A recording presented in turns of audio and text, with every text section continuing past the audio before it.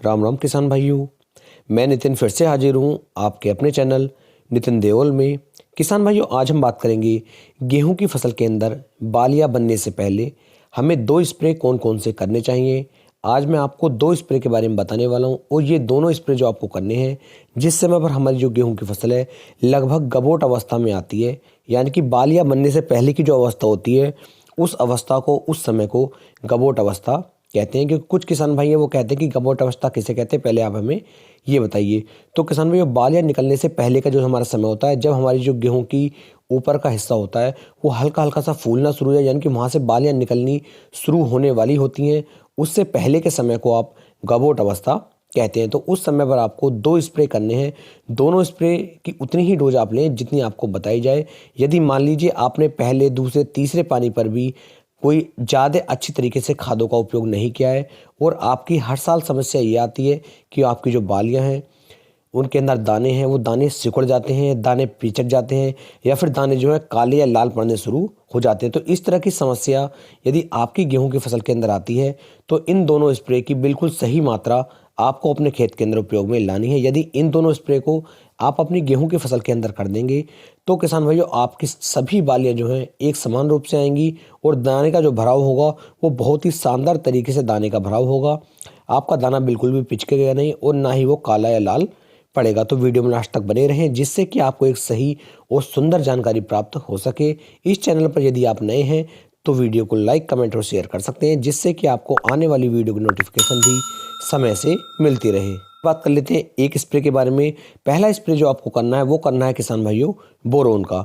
Boron का spray यदि आप गबोट अवस्था के समय पर कर लेते हैं, मान लीजिए इससे पहले आपने अभी तक बोरोन का उपयोग नहीं किया है, तो इस समय पर आपको किसान भाइयों बोरोन का उपयोग करना है। बोरोन का उपयोग जैसे ही आप अपनी गेहूं की फसल के अंदर करते हैं, ये दाने के भराव के अंदर बहुत अच्छी तरीके से भूमिका निभाएगा। आपके दाने को भरने में काफ़ी ज़्यादा मदद करेगा। दाना बिल्कुल भी सिकुड़ने नहीं देगा और ना ही ये दाने को काला और लाल पड़ने देगा। तो बोरोन का उपयोग आप करेंगे तो बालियों का भराव अच्छे से होगा, बालियां मोटी बनेंगी, लंबी बनेंगी और चमकदार बालियां आपकी रहेंगी। और बोरोन का जो आपको उपयोग करना होता है किसान भाइयों, बालियां बनते समय या फिर गबोट अवस्था में, वो आपको लगभग 100 से लेके 120 ग्राम प्रति एकड़ के हिसाब से आपको बोरोन लेना है और तब इसका स्प्रे अपनी गेहूं की फसल के अंदर आपको करवाना होता है। यदि आप ऐसा करते हैं तो बहुत ही शानदार तरीके से आपके खेत के अंदर उत्पादन गेहूं निकाल करके देगी। दूसरे स्प्रे के बारे में आपको अभी बताऊंगा, लेकिन उससे पहले बता दूं कि आपको इस समय पर और कौन कौन सी बातों का ध्यान रखना है। तो यहाँ पर किसान भाई, जब गबोट अवस्था में आपकी गेहूं आएगी, सबसे बड़ा जो रोल है वो है नमी का। यानी कि खेत के अंदर बिल्कुल भी इस समय पर नमी का आप बिल्कुल भी ऐसे समझ सकते हैं नमी की कमी ना होने दें। यदि गबोट अवस्था के अंदर नमी की कमी होती है, पानी की कमी होती है, तो आपकी जो बालियां बननी शुरू होंगी, बालियां बिल्कुल छोटी रह जाएंगी, दाना सिकुड़ जाएगा, दाना पिचक जाएगा, बहुत बड़ी समस्याएं आपके सामने देखने को आ जाएंगी। यानी कि बुआई से लेके गबोट अवस्था तक आपने जितने भी खाद दिए हों, पानी दिए हों या फिर स्प्रे किए हों, वे सबके सब किसान भाई धरे रह जाएंगे, बेकार हो जाएंगे। तो गलती से भी आपको ये गलती नहीं करनी है कि अपने खेत के अंदर आप नमी बना करके ना रखें। तो गबोट अवस्था में नमी आपके खेत के अंदर बनी हुई होनी चाहिए, तभी बेहतरीन रिजल्ट आपको मिल पाएगा।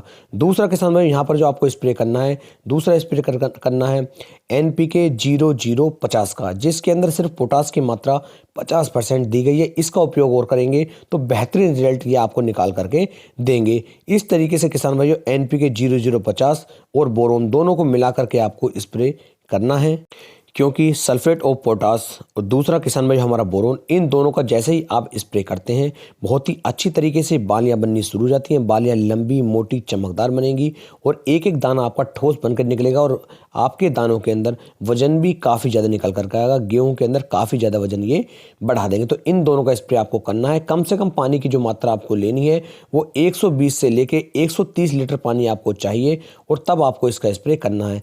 जब आप NPK 0050 को घोलें तो गुनगुने पानी में घोलें, जिससे कि ये तेजी के साथ पानी में घुल जाए और आप इसका स्प्रे अपनी फसल पे एक समान रूप से कर पाएं। उम्मीद है वीडियो काफ़ी अच्छी लगी होगी।